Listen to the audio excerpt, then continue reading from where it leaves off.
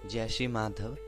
आज मैं आपको जो है वो भविष्य मल्लिका का दूसरा जो उसका पार्ट है, दूसरा जो उसका भाग है, उसके बारे में बताना चाहता हूँ कि भविष्य मल्लिका जो है वो दूसरा पार्ट है ये।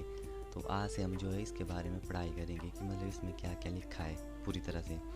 तो आज भविष्य मल्लिका का जो है वो हम दूसरे पार्ट का पहला अध्याय पढ़ते हैं कि उसमें क्या लिखा हुआ है।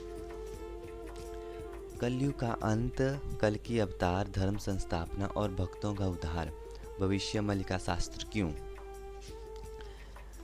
तो काशी विश्वनाथ जी इसमें बोलते हैं कि इस पुस्तक को पढ़ने वाले सभी आदरणीय भक्तों को बताना चाहता हूँ, मैंने सनातन धर्म के अष्टादश पुराण, सभी शास्त्र, वेद, उपवेद, इतिहास और संतों की वाणी को अनुध्याय किया है, लेकिन विभिन्न शास्त्रों में कल की अवतार और धर्म संस्थापना के बारे में थोड़े कम प्रमाण मिलते हैं। परंतु भविष्य मल्लिका शास्त्र में कलयुग के अंत, भगवान कल्कि का अवतार, धर्म संस्थापना, भक्तों का उद्धार, सत्ययुग का निर्माण, आने वाली आपदा से रक्षा का सूत्र, भक्त भगवान का मिलन, राम राज्य का निर्माण, संपूर्ण सत्ययुग के निर्माण तक की रचना है। हमने देखा कि किसी भी शास्त्र में भगवान कल्कि की लीला के बारे में संपूर्ण नहीं है और मानव सभ्यता और भक्त लोगों के कल्याण के लिए नित्यपन सखा ने अपने सबसे बड़ा अनुभव का प्रमाण जगन्नाथ क्षेत्र को रखे हैं। उन्होंने सारे विश्व के भक्तों को दृढ़ निश्चय भाषा की से चेतावनी के साथ साथ बताया कि जब 5000 वर्ष के बाद कलयुग का अंत होगा, तब भविष्य मल्लिका शास्त्र का पूरे विश्व में प्रचार होगा। लेकिन कई धर्मीय परंपरा के लोग इस शास्त्र को नहीं मानेंगे। इसी कारण नित्यपन सखाओं ने जगन्नाथ क्षेत्र को प्रमाणिक तत्व से लेकर युग अंत और कल की अवतार का सबसे बड़ा प्रमाण रखे हैं। पंच सखाओं ने स्पष्ट रूप से सभी भक्तों को दिशा दिखाने, आद्य सतयुग का निर्माण, पूर्ण सतयुग की प्रतिष्ठा तथा भक्तों के उद्धार के लिए बताया। जब जगन्नाथ धाम पूरी से निम्नलिखित संकेत मिलेंगे, तब कलयुग का अंत, भगवान कल्कि का अवतार और धर्म संस्थापना का समय आ जाएगा।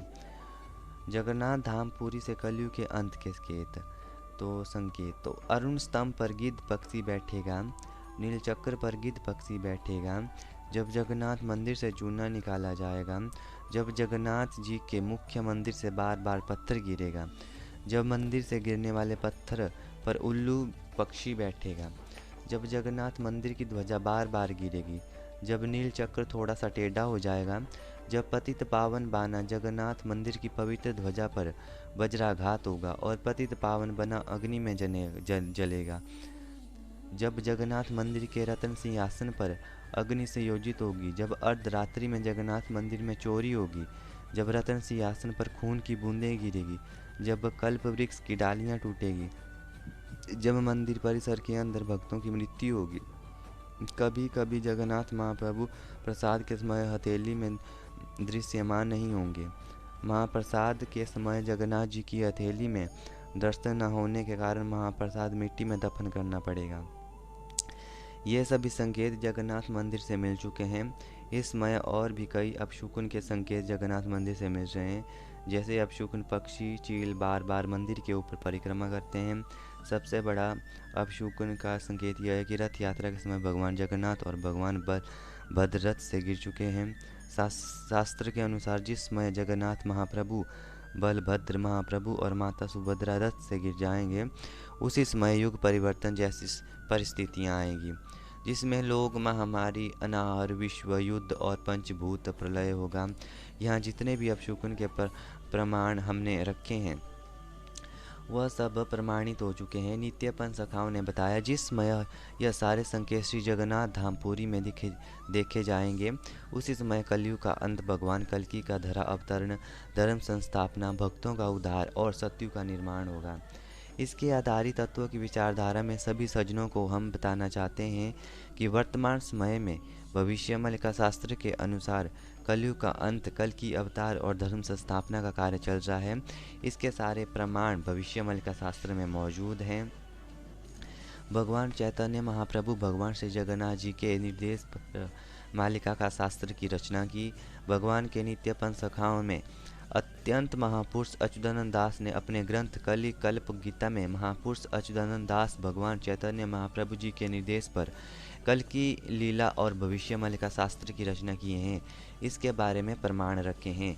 चैतन्य प्रभु जगत ठाकुर जन्म होइले नदिया नंबर आबे 5 जन संगते थिलु गहड़े कटी देश भ्रमिलु आज्ञा देले प्रभु सचि रमन गुप्त कथा करो बखान बार शास्त्र भक्त होइबे जन्म ताहकु हेत देव 5 जन। इसका अर्थ हुआ कि यहाँ पंच महापुरुष अच्युतानंद दास जी बता रहे हैं भगवान चैतन्य महाप्रभु नित्य पंच सखाओं को बुलाकर निर्देश दिए, तुम पांचों नित्य पंच सखा कल की लीला आने वाले भविष्य में भक्त और भगवान की गुप्त लीला और धर्म संस्थापना की लीला के बारे में भविष्य शास्त्र की रचना करो। भगवान चैतन्य महाप्रभु बोले, तुम पांचों नित्य पंच सखाओं को मैं जिम्मेदारी देता हूँ, तुम्हारे माध्यम से पहले 12,000 भक्त उद्धार होंगे। वही 12,000 भक्त कलयुग के अंत में जन्म होंगे और उन्हीं 12,000 भक्तों के लिए भविष्य ग्रंथ का प्रचार करेंगे। तो 12,000 भक्त जो है भविष्य मालिका का प्रचार करेंगे। I am proud of me कि बिकॉज उसमें मैं भी मतलब उसमें शामिल हूँ। फिर महापुरुष अच्युतानंद दास जी लिखते हैं कि भक्त जनिबे थीबे देशे विदेशे प्रभु जनिमे थीबे अमरबासे गोल करीबे गोलकुंडा राजा। यहाँ महापुरुष अच्युतानंद दास बता रहे हैं कि भक्त लोग सिर्फ उड़ीसा ही नहीं देश विदेश में जन्म होंगे और उनके उद्धार के लिए इस ग्रंथ की रचना बहुत ज़रूरी है। भगवान श्री चैतन्य महाप्रभु जी के निर्देश पर नित्य पंच सखाओं ने भविष्यमालिका ग्रंथों की रचना की है। फिर महापुरुष अच्युतानंद दास ने भविष्य मालिका में लिखे हैं, बारन बेड़कू बार शस्त्र भक्त प्रच्छन्न तीनी सहस्त्ररु दुंडसो 56 हेतु दिया 5-7। इसका अर्थ है कि जब कलयुग का अंत होगा, भविष्य मालिका का प्रचार होगा, भगवान कल की अवतार होंगे, तब संस्थापना होगी। उसी अंतिम समय में 12,000 भक्त भविष्य मालिका का प्रचार करेंगे, 3,000 भक्त भगवान कल्कि के अति करीब भक्त बनेंगे, 256 भक्त मालिका का प्रचार करेंगे, 64 भक्त कोट दल और पंच सखा नित्य वैकुंठवासी होंगे। इसके विषय में महापुरुष लिखे हैं, 64 भक्त कोट दंड ख्यात पंच सखा नित्यवासी, अर्थात 64 भक्त कोट दल और पंच सखा नित्य वैकुंठवासी हैं। इसमें पांचों पांडव भी आएंगे। इसके बारे में निम्नलिखित प्रमाण रखे हैं। पांडव नक संख्या मिसी हेब मने रखी थी गोसी आदि अनादिरु ब्रह्मादि सहिते विष्णु पंच सखा मिशी पंचिसे बैडिन पंच जन मिशी बंदिवेती हुशी केशी। ये भाषा जो है ना उड़िया पे लिखा हुआ है, तो मतलब संस्कृत तो मुझे आ जाती है बट उड़िया उतनी आती नहीं है। अर्थात धर्म संस्थापना के कार्य में भगवान कल्कि के साथ 5 पांडव भी रहेंगे और सभी देवता भी रहेंगे। भगवान विष्णु के नित्य पंच सखा भी रहेंगे। ये सब मिलकर भगवान कल्कि को भक्ति और समर्पण से संतुष्ट करेंगे और फिर संसार में उद्धार होंगे।